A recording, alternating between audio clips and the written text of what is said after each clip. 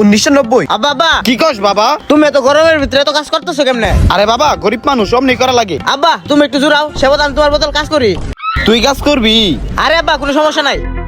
কি ভালা পোলাটা আমার। হাইরে কি ভালা পোলা আমার, সব কাম একলা একলাই করতেছে। আব্বা সব কাম শেষ। এই নে বাবা 50 পয়সা, কিছু কিনে খাইস। আচ্ছা আব্বা গেলাম। 2026। মিজান কি বল আব্বা? একলা একলাই কাম গুলো করতেছি, চল না একটু সাথে করে। দেখতাছো গেম খেলতাছি, করতে পারবো না। তোরে 200 টাকা দিমুনি। হ্যাঁ 200 টাকা দিবা আব্বা, আমি আইতাছি।